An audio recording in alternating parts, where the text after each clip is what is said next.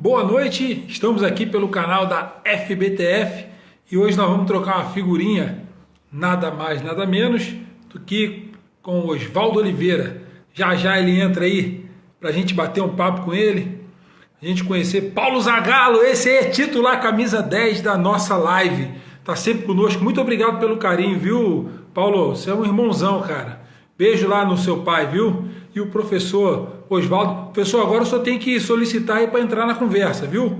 Para eu poder autorizar e o senhor... Deixa eu clicar aqui, ver se... Isso aí, pá. Beleza. Concluir. Tá, tô dando uma olhadinha aqui, aguardando aí a solicitação do professor Oswaldo para a gente autorizar e bater um papo aqui. Viu, professor? Só tem que clicar aí e dizer assim, ó, eu quero bater um papo com o Palmieri, eu solicito entrar na live com ele. Nos dá a honra, privilégio da sua companhia. E tá aí, Calil Souza, boa noite, boa noite. Mais 3 pessoas aqui, deixa eu ver quem foi que entrou também junto com ele. Júnior Amorim, Gabriel Soult, Ironildo, Marco, Calil, o amigo Melhado, Johnny Matos, essa galera aí que está conosco. Espera aí, volta. Sai daí, isso. Volta, volta.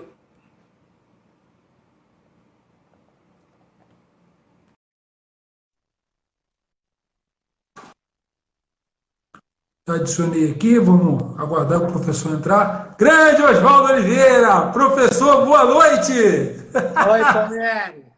Tudo Rapaz, bem, e você? Que alegria, cara. Deixa eu aumentar aqui. Camisa personalizada. Você veio a caráter FBTF, né? Claro, com certeza.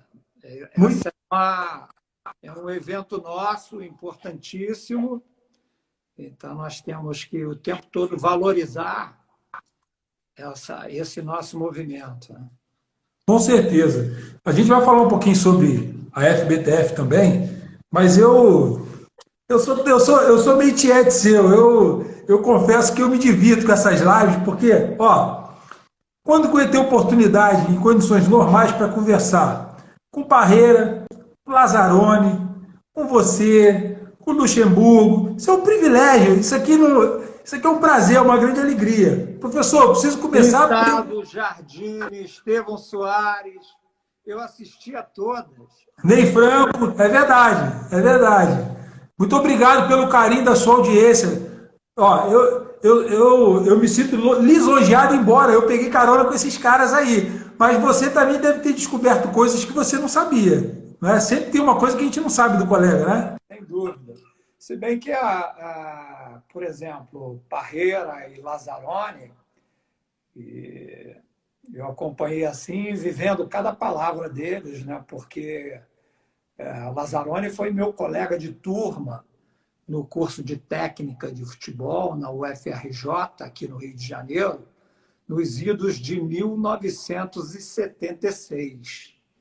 Carlos Alberto Parreira eu conheci antes, foi meu professor no Colégio Estadual, professor Daltro Santos e Bangu, meu professor e treinador. Então, aquela história que ele contou toda, da ida para Gana, do estágio na Alemanha, e o encontro dele lá com o Chirol, e depois a Copa do Mundo. Sabe, no evento da Copa do Mundo, logo após, o Parreira reuniu a escola inteira, turma por turma no colégio, e fez um desfile de slides sobre a Copa do Mundo maravilhoso. Inclusive, aquela foi a minha grande motivação, né? Que foi o passo determinante para que eu fosse para a Escola de Educação Física para me tornar primeiro preparador físico, meio que plagiando a história dele, né? Foi uma coisa mais ou menos nessa esteira. Então você começou a sua carreira como preparador físico, é isso? Comecei. Eu tentei ser jogador, né, Palmeiras, mas não consegui. Você é carioca, é isso, carioca, da Gema. De onde no Rio? Subúrbio? Eu nasci no Rio Comprido. Estrada, Avenida Ambiré Cavalcante, que é na subida, acaba entrando no Morro do Querosene. Né? É a ladeira do Ambiré. Mas eu fiquei pouco tempo ali. 1 ano, eu acho. Depois eu fui para o subúrbio carioca de Cascadura, entre Quintino e Cascadura, ali meio vizinho do Zico. Isso. Bem na linha do trem, perto da Rua Goiás. E em 1957, nós nos mudamos para Realengo, onde eu morei por 23 anos, né?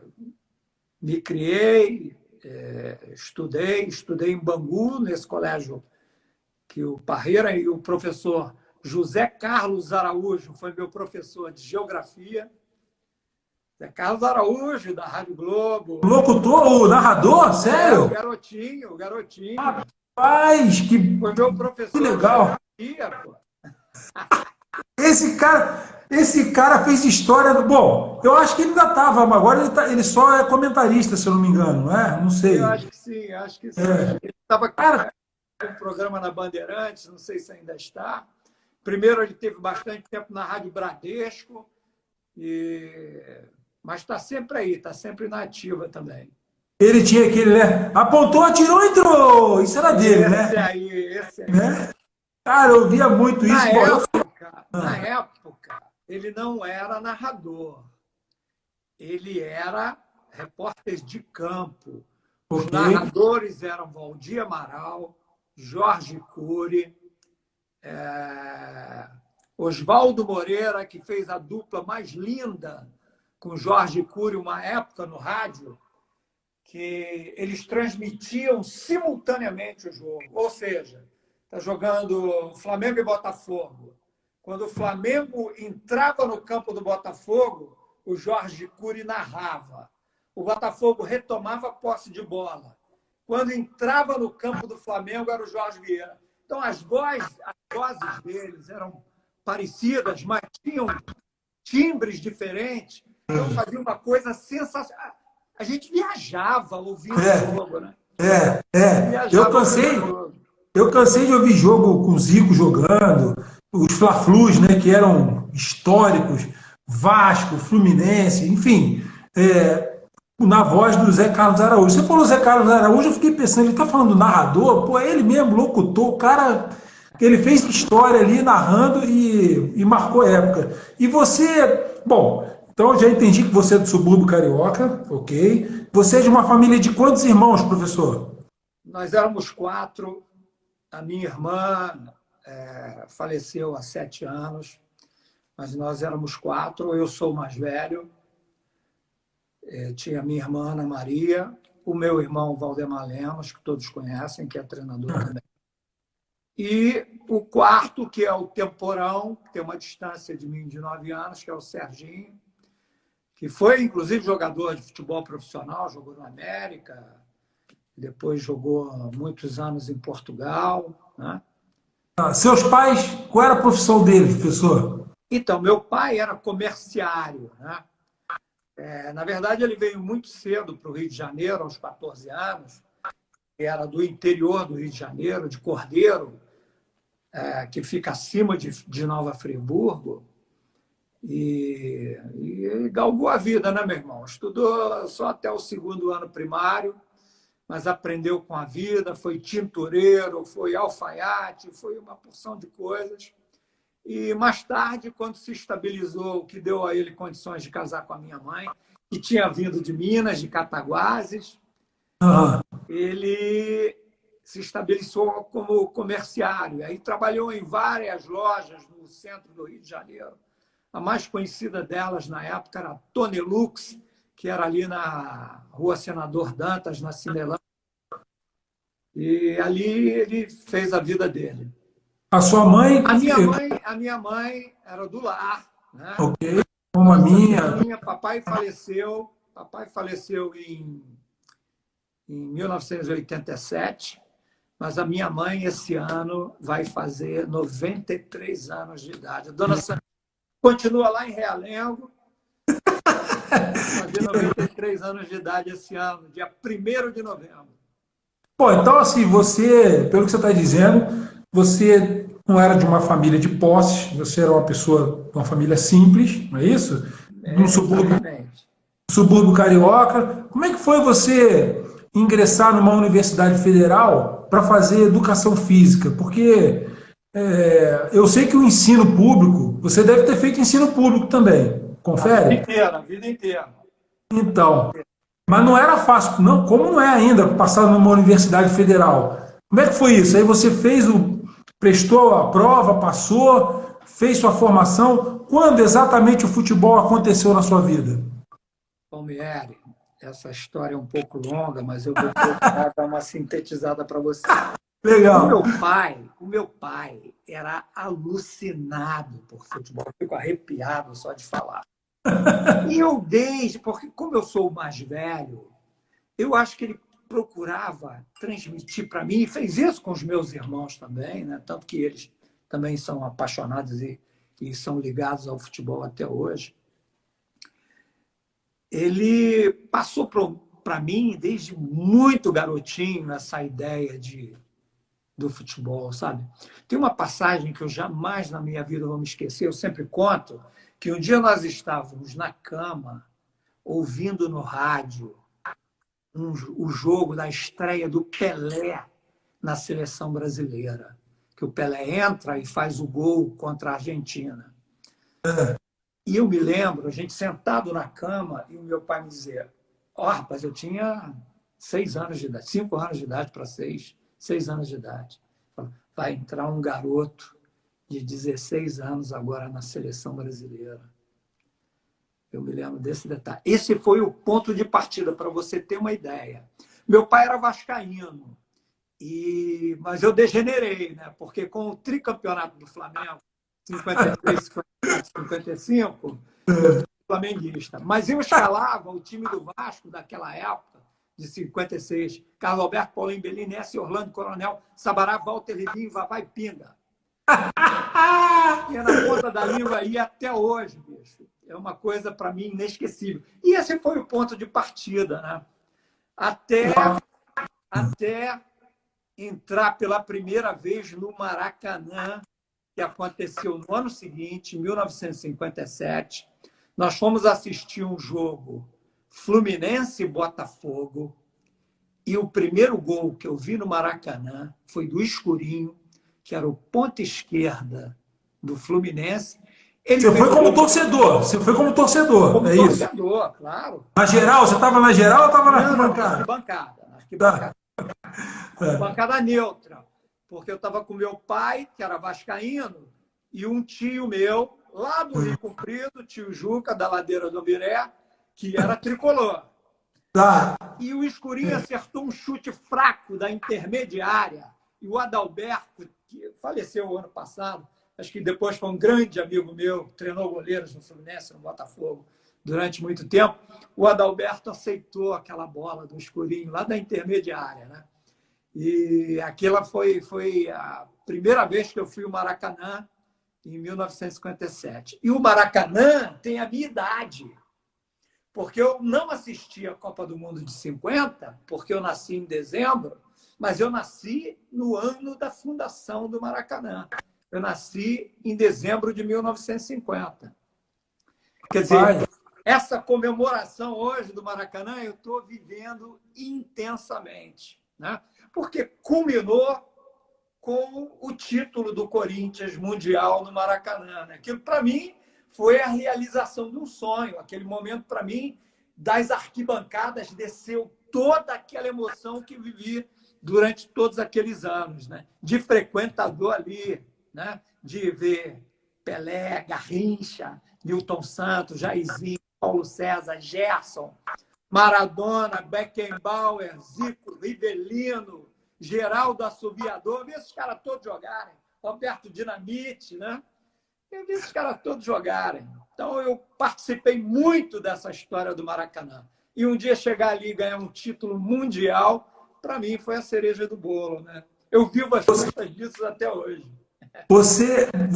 Eu, olhando a sua carreira, você já esteve em quase todos os lugares do mundo, ou como treinador, ou provavelmente viajando, mas assim, como treinador, você entrou no vestiário, você foi no campo. O Maracanã, ele é um ícone à parte na história mundial do futebol, né? Você não acha isso? Você entra no Maracanã, é impossível você não ficar chocado ali dentro, né?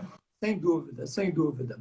É uma pena, não mandei para você, podia ter até mandado, mas eu gravei um vídeo porque com a comemoração do Maracanã, eu dei uma entrevista para a TV Globo, falando exatamente disso, né?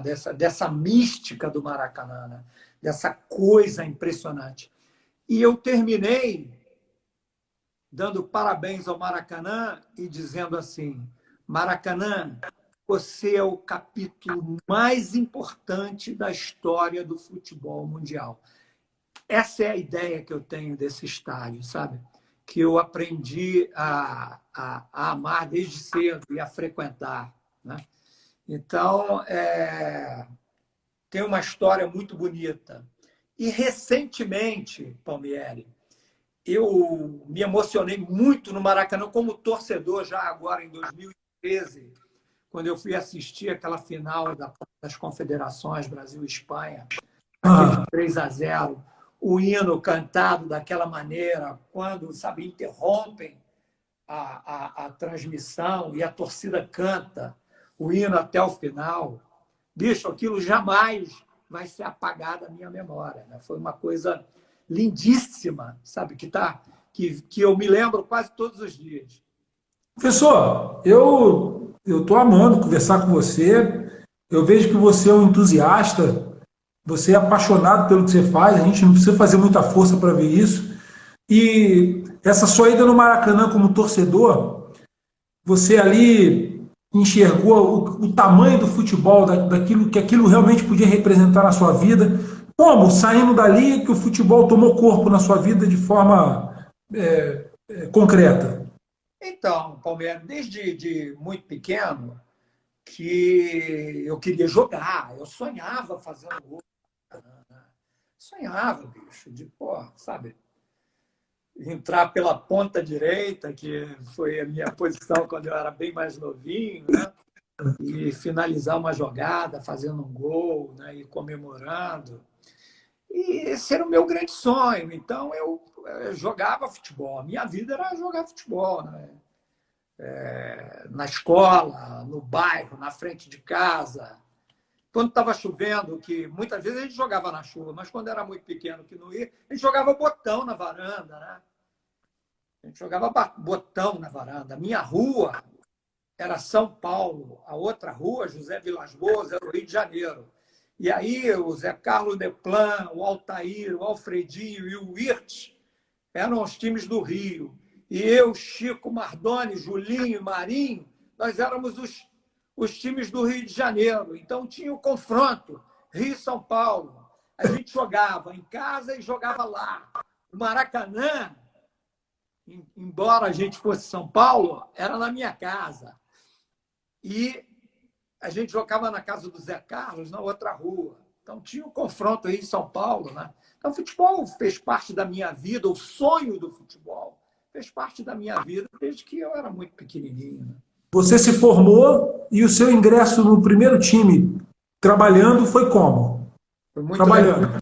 Foi assim, eu já estava fazendo a faculdade de Educação Física, no quarto período, quinto período, e eu gostava de dar os torneios de futebol, futebol de salão e de futebol, né, nas escolas e nas colônias de férias.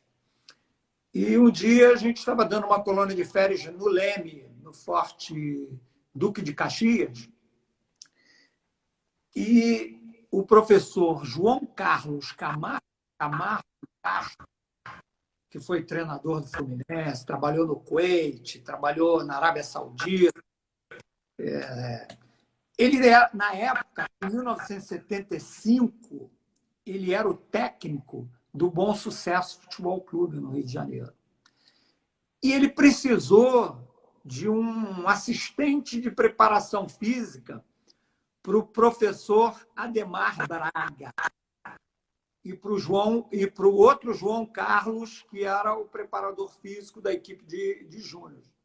Então, eu, no dia 1º de outubro de 1975, eu iniciei minha carreira no Bom Sucesso, como auxiliar de preparação física. E você foi como preparador físico. Eu me lembro um pouco do começo, mas eu quero que você fale. Você foi como preparador físico, foi galgando. Quando você migrou da preparação física para auxiliar técnico? Como que isso aconteceu? A história é longa, né? Foram 23 anos. Até porque eu não tinha pretensão inicial de ser treinador. Eu já achava que ser preparador físico já ia ser muito bom para mim. E eu me dediquei muito à preparação física, né? Aqui, ó, tem carreiras de livros de fisiologia, de fisioterapia, né? De treinamento, que eu tenho desde aquela época, né? E eu estudava muito preparação física, porque eu queria ser bom naquilo. Mas eu acabei indo para o Catar como preparador físico, com o Evaristo de Macedo. Trabalhei 3 anos na seleção do Catar. Depois eu fui, ainda como preparador físico, para os Emirados Árabes, trabalhar no Sharjah Clube com o Procópio Cardoso. E aí retornei para um clube no Catar, para o Al Arabi Sport Clube, onde eu trabalhei 11 anos.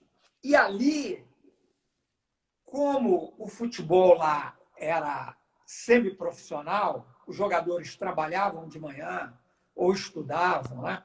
Eu tinha jogador, soldado da polícia, soldado do exército, soldado da marinha, tinha empregado da SEDAI de lá, o Jamal Goleiro trabalhava no departamento de águas, tinha universitários, tinha estudantes.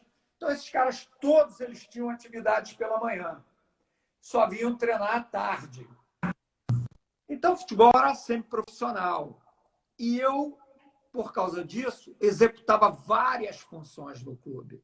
Eu, além da preparação física, eu era fisiologista, assistente técnico, observador, intérprete, ajudava no departamento médico, enfim, fazia a recuperação dos jogadores, gravava os vídeos dos adversários para os treinadores, saía para assistir jogos. Isso foi me dando um lastro muito grande, além das experiências que eu fazia com os jogadores. Por exemplo, quando um jogador estava machucado, eu pegava esse cara para recuperar e fazia trabalhos individuais com ele. Comecei a aferir a frequência cardíaca do cara submetido a determinado tipo de exercício, com ou sem bola. E aquilo foi me dando know-how para eu implementar o meu trabalho, o meu treinamento, com bases científicas, com tempo de recuperação, com limiar anaeróbio e todos esses detalhes, né? Então, isso tudo foi me dando muita eficiência. Quando, em 1996, eu finalmente voltei ao Brasil, primeiro eu fui fazer uma função parecida com o René Simões na seleção da Jamaica. Lá eu fui auxiliar técnico, treinei goleiro. Eu esqueci, eu treinava os goleiros, hein? Eu treinava bem, hein? Eu acredito. Chutava pra caramba.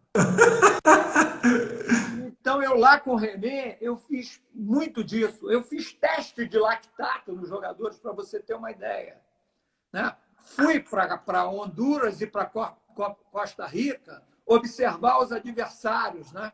Em contato com o René, lógico. Quando eu voltei para o Brasil, já no final de 96, com a Jamaica classificada para a fase seguinte das eliminatórias, o Vanderlei Luxemburgo me convidou para ser auxiliar dele no Santos, porque ele tinha como preparador físico o Antônio Carlos Melo, que trabalha com ele até hoje.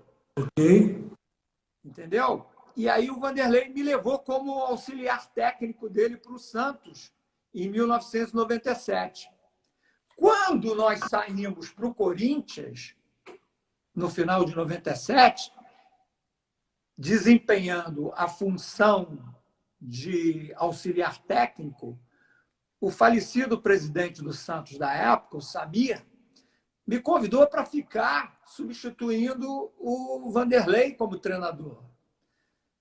Mas como havia uma tendência deles contratarem, como contrataram também o Leão, e eu queria seguir ainda com o Vanderlei, nós fomos juntos para o Corinthians.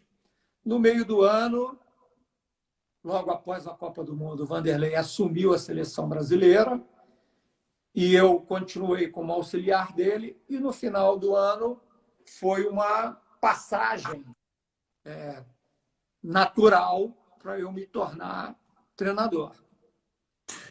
Então você já tinha tido experiências fora, dentro da sua atividade, que era a preparação física, você foi adquirindo esse know-how todo porque fazia outras funções, precisava executar, até por força da necessidade das oportunidades, né, que você teve, você foi aproveitando cada uma delas. Você teve passagem por... É um fato curioso. Você treinou os 4 grandes clubes do Rio e os 4 grandes clubes de São Paulo. Isso é outro fato, assim, bem inusitado, difícil de conseguir isso, um treinador passar pelos 4. Você tem uma... Porque às vezes o treinador fica marcado num clube e ele se identifica muito no clube e acaba não conseguindo ir trabalhar no outro. Como você conseguiu isso? Isso tem muito a ver com a sua postura, seu jeito de ser como treinador? Dá uma dica aí para quem tá assistindo. Eu acredito que sim, mas o lamentável é que, em algumas oportunidades, o fato, por exemplo, de ter tido uma passagem muito marcante no Corinthians, acabou, de certa forma, me prejudicando. No Santos, não. No Santos, eu tive um pouco mais de tranquilidade para trabalhar. Mas Palmeiras e São Paulo, essa minha passagem pelo Corinthians, né, ficou muito marcada nos adversários e em alguns departamentos do clube e do próprio torcedor criou algum tipo de animosidade que não partiu de mim de forma nenhuma, porque eu trabalhei de forma íntegra em todos eles, né? Procurei fazer o melhor e acho que, se tivesse tido mais tempo e mais justiça, eu teria feito trabalhos muito melhores do que aqueles que foram interrompidos nesses clubes. Então você está dizendo que, mesmo tendo tido essa oportunidade, você acaba levando uma marca, né? Vai uma marca sua para outro clube. Do Corinthians você não tem a menor dúvida, né? Do Corinthians você não tem a menor dúvida, porque nós ganhamos 3 títulos consecutivos no Corinthians, né? Nós fomos campeões paulista, goleando os outros 3, né? Nós fomos campeões brasileiros, disparado, nós ganhamos 8 jogos consecutivos no início do campeonato, né? São marcas assim extremamente relevantes. Tem uma marca. Desculpa, pode concluir. Mundial. Só para encerrar, e depois o Mundial. Isso tem um efeito muito forte, né? Eu vou ler para quem está assistindo a live aí se ligar no que o texto aqui marca. Assim, em 2007, você foi contratado pelo Kashima Antlers, indicado até pelo Zico. Olha aqui. Top. Fechou. A caneca do café de todo dia. É isso aí. Professor, você teve um começo ruim lá. Você chegou a ficar na 15ª colocação. mas você comandou a equipe numa arrancada, recorde de 9 vitórias, você conquistou o título nacional. No começo de 2008, o time do Kashima conquistou a Copa do Imperador, que é, cuja conquista se repetiria, né, na temporada de 2010. E em 2011, você levantou o único título que ainda não tinha, que era a Copa da Liga Japonesa. Isso aqui foi uma sequência de vitórias, de conquistas importante. Como foi essa sua passagem no Japão? Isso deve ter marcado muito a sua vida também, né? Não só pela vitória, mas pela experiência, troca de cultura e tudo mais. Sem dúvida, Palmieri, eu vou precisar de uns 5 minutinhos. À vontade, à vontade. Rapaz, o Kashima Antlers foi uma coisa impressionante, sabe? Porque Foi o Zico mesmo que te indicou lá. O Zico, confere. Zico e doutor Antônio Simões, que é o nosso advogado dele, Zico também, né? Legal. O Zico, na época, estava treinando equipes na Europa, então ele não teve quer dizer, ele avalizou, é claro, né? Senão não tinha evento. Mas foi muito importante também a participação do doutor Antônio Simões, que é a pessoa que representa o Kashima Antlers no Brasil até hoje, né? Ok. E ele foi importantíssimo também, porque quando eu fui para o Foram, Kashima, foram 4 anos, pessoal. 4 anos lá. 5 anos. 5, ok. 5 anos e 9 títulos. Então tem mais coisa aqui que eu não falei. Vai, fica à vontade. Fala aí, quero ouvir. Vai.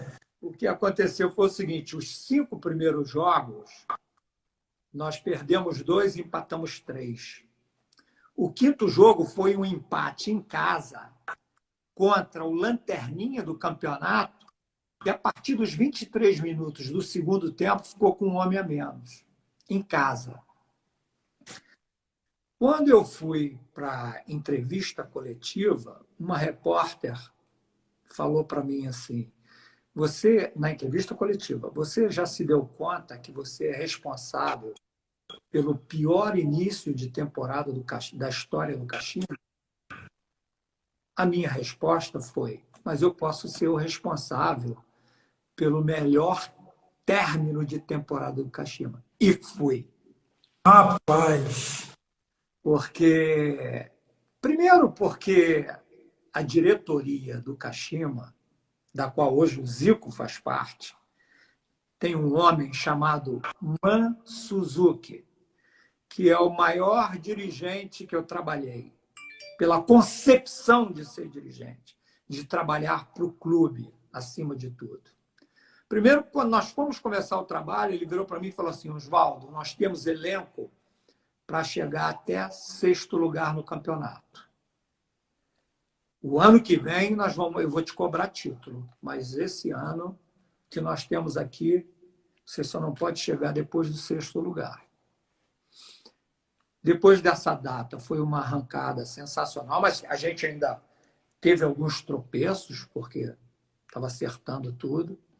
Só que os 9 últimos jogos, nós ganhamos todos, e nós estávamos a 12 pontos do Urawa Reds, que foi o campeão da Copa da Ásia naquele ano, que jogava Túlio Tanaka, Washington, Robson Ponte, Nenê, Hasebe, que é até hoje capitão, acho que não me lembro, um time alemão lá. Todos eles eram da seleção alemã e foram jogar na Europa, além desses brasileiros que eu te falei, que era um timaço. E nós conseguimos chegar na penúltima rodada contra o Urawa Reds, na casa deles, o estádio lotado, porque o Urawa é o Flamengo, é o Corinthians do Japão. A torcida é fantástica, você não acredita naquilo. 60 mil torcedores. Tinha um cantinho assim para 2 mil do Kashima. Exprimido. E nós conseguimos ganhar deles lá dentro, de 1-0, jogando o segundo tempo todo com um homem a menos. Olha que inversão. Eu peguei o meu meia, o número 10, e botei para jogar de lateral esquerdo, que foi o que foi expulso. E nós conseguimos fazer um gol no segundo tempo e ganhar o jogo. Nós ficamos 69 pontos, eles 70. Dependíamos da última rodada. O Urawa ia jogar fora de casa contra o Yokohama FC, dirigido por Júlio César Leal, que você conhece. Amigo meu, também. E nós jogamos em casa contra o Shimizu. Eu passei a semana inteira ligando para o Júlio. Júlio, Oswaldo, fica tranquilo, nós não vamos decepcionar. Nós já estamos fazendo alguns jogos. Eles caíram, eles foram rebaixados, já estavam rebaixados. Mas fizeram um jogo sensacional. Ganharam do Urawa de 1-0.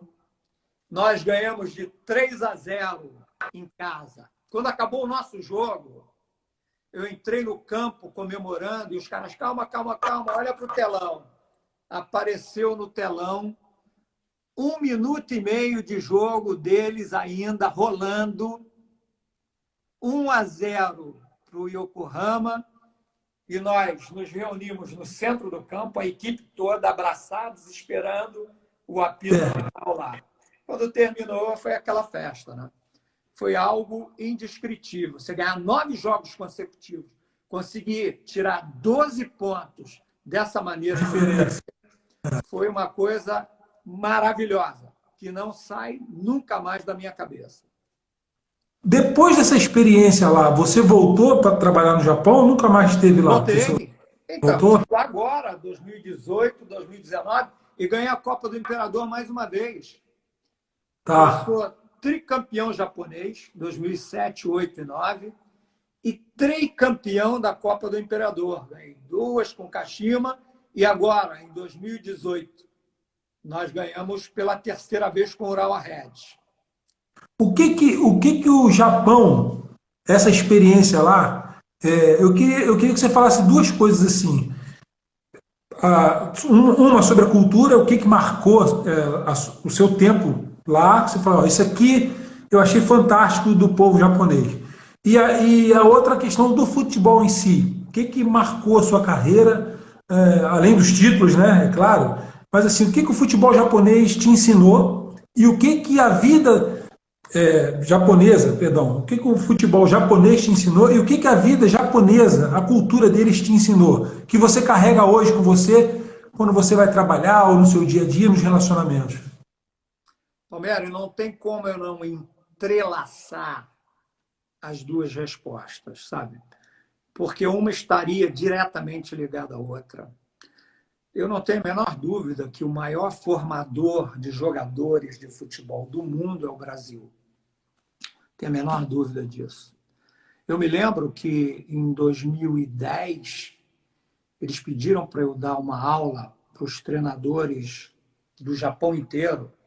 Foram, sei lá, 300 caras do Japão inteiro lá para Kashima, no anfiteatro, e eu fiz uma palestra para eles. E eu me lembro que na época eu fui falar exatamente da formação dos jogadores, e eu fiz uma pesquisa e cheguei à conclusão, naquela época, que nós tínhamos 5.000 jogadores brasileiros atuando no mundo inteiro. 5.000. Onde quer que você vá, até hoje você encontra jogador brasileiro. Eu encontrei jogador brasileiro no Vietnã, na Indonésia, na Tailândia, meu irmão, no Egito, na Austrália, em todos os países do mundo. Ninguém forma jogador de futebol como o Brasil forma. Agora, ninguém forma homens, pessoas, como o Japão forma.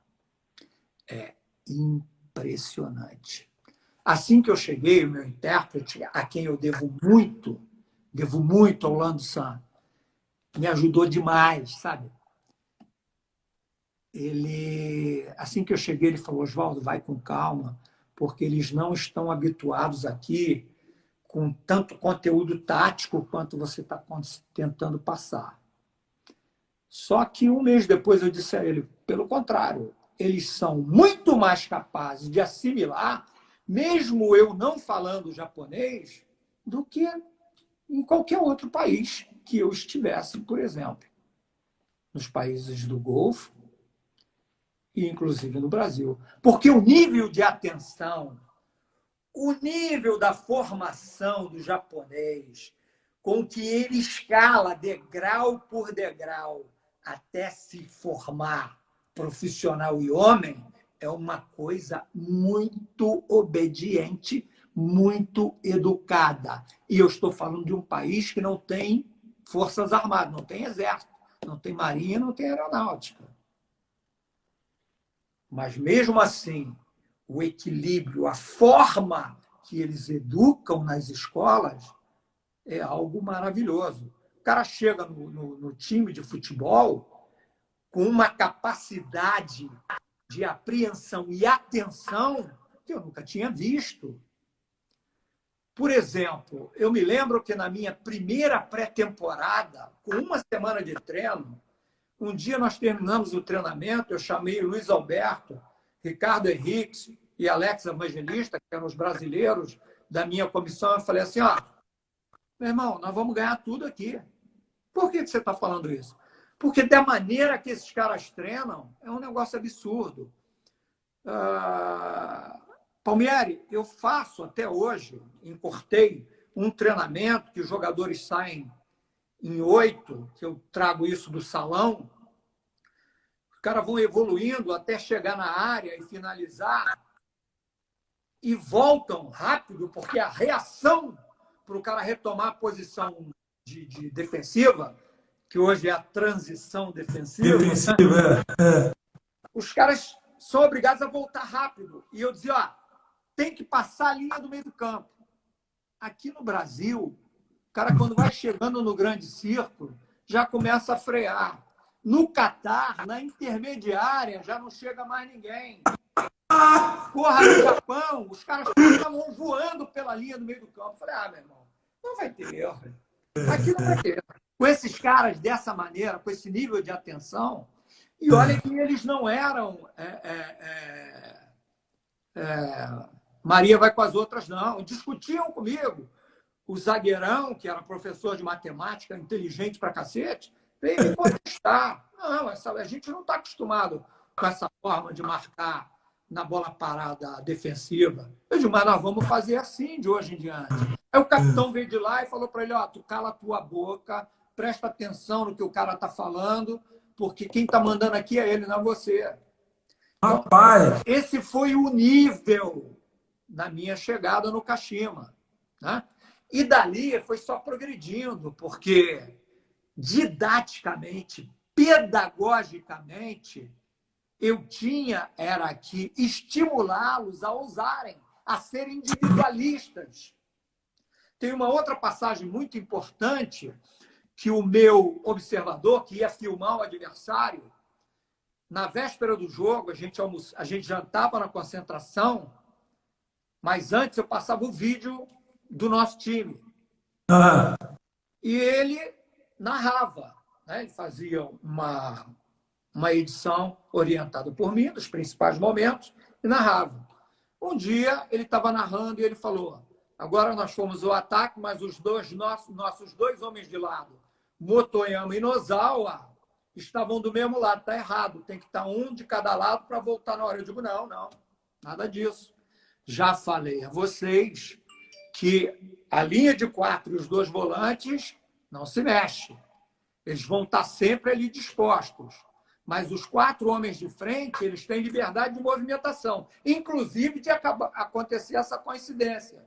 Do cara do lado esquerdo está do mesmo lado do cara do lado direito. O que tem que acontecer é, na hora que nós perdemos a bola, os 4 se voltarem para a nossa linha de defesa, ver onde ele está mais próximo para cobrir o buraco e chegarem lá. Tá bom. Passou. Na vez seguinte, ele voltou a dizer a mesma coisa. Que os dois estavam, dessa vez, do outro lado, mas que estavam errados por estarem do mesmo lado. E eu chamei o Lando, o intérprete, e falei, de hoje em diante ele não fala mais do nosso time. Ele só vai falar do adversário. Porque ele está contrapondo o que eu estou dizendo. Não vai dar certo isso. Para você ver como os caras são rígidos naquela filosofia deles. E eu estimulava no treinamento e nos jogos a driblar, a criar, a mudar de posição, a criar coisas. Sair da caixa.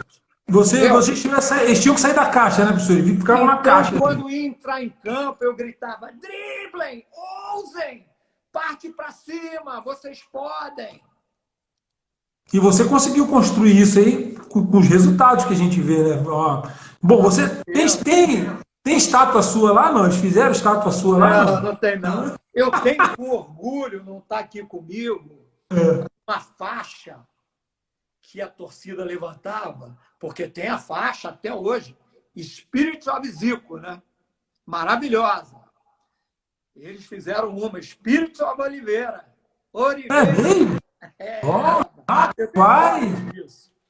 Isso aí eu vou te mostrar uma coisa. A gente fala muito que o treinador brasileiro não escreve livros, né? Eu, no Brasil, realmente não tenho livro escrito, não, mas no Japão eu tenho. Fala o título aí. Qual o título aí? É todo em japonês, é tudo em mandarim. Então eu não consegui ler. Mas o título? Uma repórter me pediu para escrever esse livro. E nós gravamos, sei lá, mais de 50 horas para ela escrever isso daqui. Ela transcreveu, né? Qual é o título, professor, dele? Cara, eu não sei nem dizer o título. O tema... Fala sobre o que lê aí, Palmieri. Fala sobre sua passagem lá. Fala sobre a sua história. Conta toda a minha história. Desde o início aqui, o que eu te relatei hoje sobre a minha infância, a minha ascensão, depois a passagem de preparador físico para treinador. Né? Tudo isso está relatado aqui. Inclusive os títulos ganhos lá no Japão. O Mundial. Pessoal, parabéns. Né? A gente fica feliz de saber que... Eu sabia que você tinha tido sucesso, mas ouvindo de você, a coisa toma uma proporção bem diferente. E o futuro, professor? Você está aberto, como a moçada diz hoje, né? Palmieri, estou na pista. Você está na pista? Estou na pista, estou na fita, meu irmão. Estou aqui queimando grama, entendeu? Prontíssimo. Treinando, lendo, estudando, né? Você está vendo aqui. Estou preparando, inclusive, um curso que vai ser... Nós hoje estamos inaugurando aqui o ambiente onde as aulas do meu curso vão ser iniciadas, né? Claro, eu vou ter aqui um campo imantado e já estou planejando, montando as aulas devagarzinho, né? Você vai aplicar aulas online, é isso? Exatamente. Tá. O tema futebol. Vou gravar vídeos e, na sequência, nós vamos gravar. A ideia é assim, gravar os vídeos, fazer aulas online. É claro que vai depender também da pandemia. Nós temos um espaço que é a empresa da minha esposa, a Inset, que é uma escola de teatro que tem uma sala de aula lá. E eu pretendo, à medida que ministrar aulas lá, incorporando, também fazer aulas presenciais lá e, claro, levar a rapaziada para o campo também e fazer algumas aulas práticas. Eu tenho algumas coisas na minha cabeça, sabe, Palmieri, que normalmente os cursos são muito convencionais, não faço crítica a ninguém, e muito beabá, e eu acho que eu sempre que vou dar uma palestra, dar uma aula, eu digo, não vim aqui ensinar nada a ninguém, vim passar a minha experiência, aquilo que eu aprendi com futebol. Porque eu tenho aqui, por exemplo, livros do professor Ernesto dos Santos, foi o nosso grande professor na Escola de Educação Física e de Esporte. Eu tenho livros do Guardiola, do Mourinho, enfim, dessa rapaziada toda. Tem um livro do professor Sebastião Araújo, não sei se você já ouviu falar, foi diretor do Fluminense. Tenho aqui alguns brasileiros que escreveram livros também. A sua ideia é dividir esse conhecimento? Tem um livro do Parreira, que não foi ele que escreveu, mas alguém escreveu para ele contando a história e tudo. Tem o do Zagallo, do Tele Santana, né? Tenho muitos livros aqui de brasileiros também. Mas a minha ideia é passar a minha experiência da forma como eu vivi e transformei em resultado positivo ou não as minhas experiências. Aprendizado. Por exemplo, a forma que eu treino a bola parada, que é uma forma que eu já trago de muitos anos, mas que vem, é claro, sofrendo as adaptações do momento, né? E que, normalmente, eu consegui sucesso com isso. Então, a minha ideia é direcionar exatamente para esse ponto, esses detalhes que são importantes e que, normalmente, quem se interessa em participar de um curso desse quer saber. Eu me lembro que, quando eu te falei, em 1976, que eu fiz o curso lá na Faculdade de Educação Física, e nós tivemos aulas do Parreira, do Chirol, né? Do professor Paulo Emílio, vários treinadores passaram por lá. A gente ficava ávido para saber qual era o X do problema, qual era o pulo do gato, entende? A gente não estava interessado no elemento do passe, sabe? Daquela coisa. A gente queria uma coisa mais estrutural, que nos desse um upgrade, entendeu? E solução, então, é né? nessa direção que eu quero caminhar. Sabe? Solução para o problema. Então, eu estou buscando me organizar nesse sentido, é claro, com as minhas limitações, mas passar aquilo que eu tenho de experiência, sabe? Aquilo que eu acho que é importante e que vai despertar o interesse daquele cara que vai me dar essa atenção. Então, só vai fazer o seguinte, senhor, por respeito, né? Você vai fazer assim, quando você tiver isso definido, você passa para a gente, que eu tenho certeza que nós, da diretoria da FBTF, vamos ter o maior prazer em divulgar isso aí. Eu sou o seu primeiro aluno aí na sua classe, pode contar comigo também, sei que vou aprender muito. O nosso tempo, professor, eu precisaria de umas 8 lives para poder conversar com você. Eu queria que você se despedisse do pessoal que está assistindo aí com tanto carinho. Até agora, 1 hora aqui de resenha, despeça deles aí, e eu agradeço você de coração esse privilégio de ter podido conversar com você aqui. E que Deus nos permita seguir conversando fora da live e eu aprendendo muito com você e com os outros colegas também. Fica à vontade, professor. Palmieri, o curso ainda está na fase embrionária, mais tarde a gente vai falar disso. Ok. Eu queria terminar lendo uma coisa aqui para vocês. Tá. Popularmente conhecida como Lei Caio Júnior, o projeto de lei 7.560 de 2014 foi apresentado pelo deputado José Rocha, do PL da Bahia. Após sua apresentação, foi submetido à análise de diversas comissões para sua aprovação. Atualmente se encontra na Comissão de Constituição e Justiça, aguardando apreciação de parecer para ser encaminhado ao Senado Federal, que fará o papel da Casa Revisória. Isso aqui é muito importante. A nossa dedicação a isso é muito importante. Eu estou aqui pronto para o que der e vier. Fui a Brasília, naquela comissão com Lazzaroni, com Alfredo, com Zé, com Mancini, com Bocato, com todo mundo. Nós estivemos lá, conversamos com o Rodrigo. Nós estamos na expectativa de que isso avance. A pandemia deu uma segurada, é claro, mas nós temos que estar atento nisso e não podemos esmorecer nesse sentido. Essa é a nossa bandeira nesse momento.